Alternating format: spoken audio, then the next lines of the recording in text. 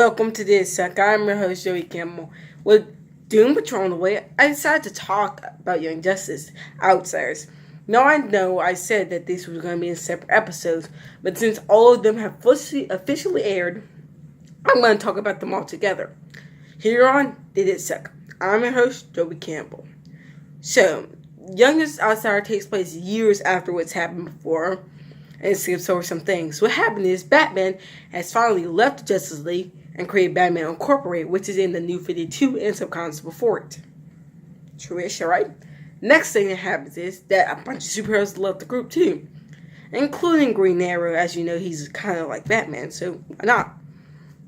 Now, on the other side, Dick Grayson, who's now the Oracle, has officially restarted a team. Well, hasn't started a team yet, but it's tracking down meta trackers, and he releases the help of Black Lightning, who does not want to be in the Superhero gang no more. He's lost his powers technically and is more retired, and I'll get onto him more. And also there is Superboy and Megan are almost married. They're about to get married, and Artemis is now living with Roy, the clone Roy, and his daughter.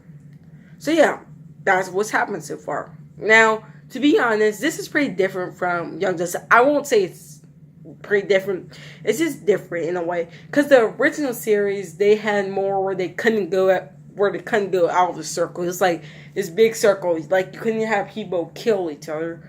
Well, you could, but you couldn't have it shown like this or gory. This show, in the first episode, it literally shows that to me. I think the second or the first episode shows that blood. But I actually like this series more than the first two, because this was made by DC that actually understood their material. I wonder if Bruce Timm worked on this, because Geoforce and Halo and Forger, they are these characters. Alright, so Geoforce was supposed to be crowned king, but after getting meta DNA, he's actually some dude from his country, but Markovia. So he's now becomes Geoforce. Halo is a girl who's forgot her memory, as we think, and Forger is an alien from our different planet that is now brought to Earth, just like, well, Geoforce, who's been exiled out of his country, and Forger has been exiled out of his planet. So to me, I actually like this show more. I won't say it's better than Titans. I'm gonna say that Titans was okay-ish, but it was pretty good. It's not bad at all. I think Titans was a great show. But back to Young Justice Outsiders. The Young Justice Outsider, I actually liked this season more than like the second season.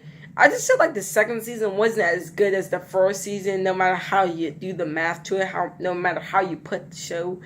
Not that the changing time thing was a great way to set it up for different scenarios and plots could have gave us different things, but it only gave us the part about the Justice League going to different planets and stuff. And in this season, I wish that Static became one of the Outsiders. This would have been better if Static Shock was one of the Outsiders or something. But this series more focuses on the Outsiders, which is a great idea.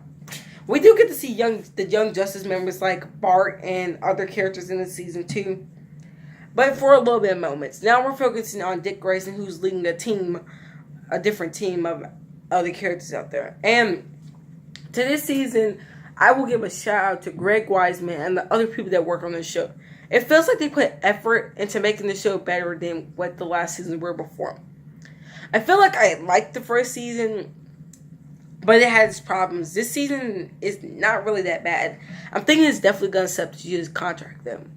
It's going to set up that, because the full season is pretty great. I love most of the characters like Forger, Halo, and Geoforce. But yeah, so I think that this show is great. I'm hoping that I'll get season 4. And this is pretty great for DC. We don't know what Doom Patrol is going to be, because the rest of the Titan show we don't know what Stargirl is going to be. And we don't know what Swamp Thing is going to be. I think Swamp Thing is going to be a little more mature, while Stargirl's not. If it is, it's going to be like Titans, because, well, Jeff Johns is going to be creating like he did with Titans. So, yeah. But, yeah, like I was saying, this might be the only immature show that we're going to get, because the rest of the shows are going to be immature.